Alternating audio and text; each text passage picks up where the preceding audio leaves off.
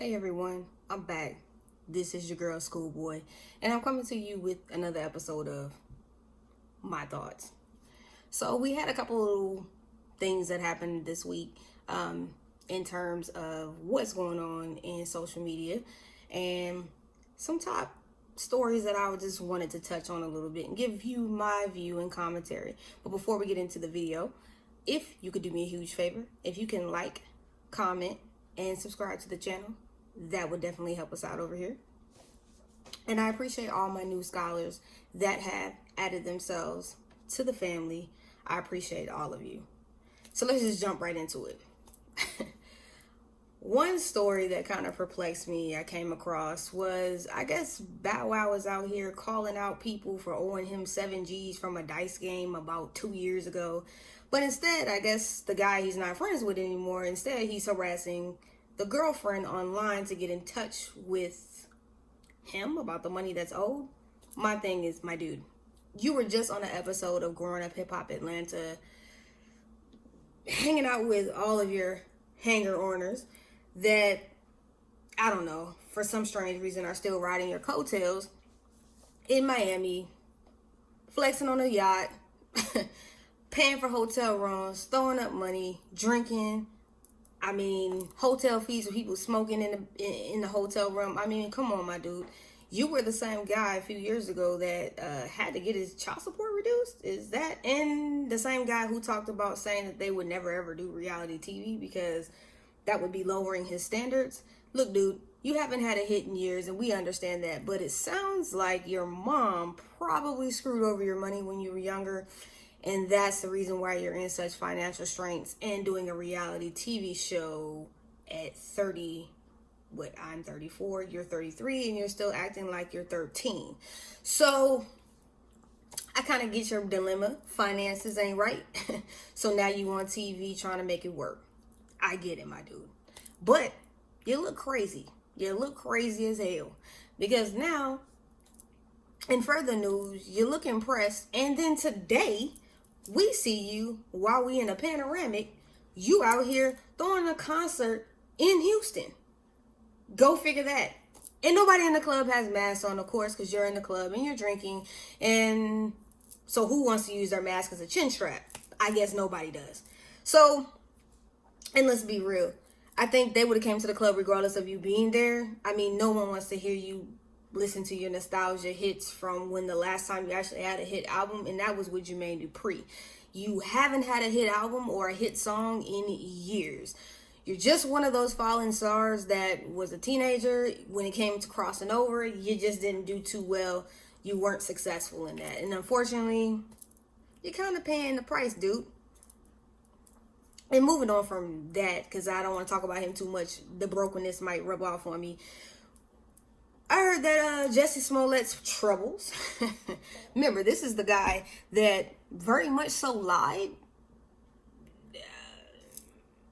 and fabricated a story about, you know, that crime. Apparently, you know, word on the curb, or allegedly the feds are kind of looking into that situation. He's got more problems than what he thinks. Yes, it has been died down and all the drama has went away. But technically, no, it hasn't. He's still being looked at. And I mean, let's be honest. You were on a hit show. I think he was making $100,000 an episode. I mean, you kind of messed up everybody's bag, even Lee Daniels' bag. I mean, so, I mean, you had a lot of people defending you. You know, I'm not your judge, trial, or jury. But it's not too looking good for your boy. And so I also came across finding out that Wendy Williams is trying to pitch herself for Real Housewives of Miami, but as a friend of Larsa Pippin's, because she's cool with Larsa. Larsa still has kind of like a storyline because she's really salacious right now. She's out here, you know, sleeping with people's husbands, and, you know, they putting their wives out. And hey, if you still got the good snatch, that good wop, and you can still make it pop, hey, I ain't mad. Wendy Williams on Housewives as a friend of a friend, it might work. I mean, I'm not going to knock anybody's bag or any way of them actually getting back to them and keeping their relevancy. Wendy has took a couple L's with all the time having to be taken off from her show. So, I mean, hey, if you ain't friends with Nene, you're friends with Larsa. So, make it work, I guess. And of course, this would not actually be on Bravo. This would be on the streaming site Peacock. So, I mean, hey, I think that it might be actually a win for Wendy, and you know, it might be actually interesting. You know, I think I would tune in to that, definitely, for sure. Y'all let me know if you would tune in for that, for Wendy being a friend of a friend on the show of Real Housewives of Miami. And last but not least, we're going to talk about OG and this Basketball Wives thing. So apparently, you know, everybody's just kind of tripped out because we want to know why OG would come back to a show that she has so many complaints about. Why would she do that? Inquiring minds would love to know. I think she alluded kind of like on a post online stating that she's coming back literally because she's contractually obligated. That's not like something we haven't heard before with VH1. They do it with a lot of times with the Love and Hip Hop cast. We always hear they have like slave contracts. They're literally like 7-8 seasons long. And even if they don't use you in the current season, you're still on contract, and getting out of them is dang near impossible. And it takes a long time to try to get out of the contracts, period. You know, and if you probably don't have the lawyers or good enough lawyer to get you out of it, you're probably going to be stuck in that contract. So OG's basically alluding that, you know, hey, I'm contractually obligated, so I got to do this show. So I look for her to pull like a Tammy Roman, do enough, give you enough, and then kind of pull it back. And, you know, of course the reunions are always obligated. You gotta go to those things whether you want to or not. It sucks. It's not a win-win for her. I think she's losing out a lot. I don't know how this is really gonna shake out or work out for her. You know, I kind of feel bad. But hey, you gotta, you know, make sure, you know, when you get on this reality TV thing, it's kind of like, you know, essentially for a lot of people, they say it's like selling your soul. Because eventually, you know, producers got to come up with these storylines. Personally, I've told y'all before in another video, I think Basketball Wives is done. I think they're just grasping at straws.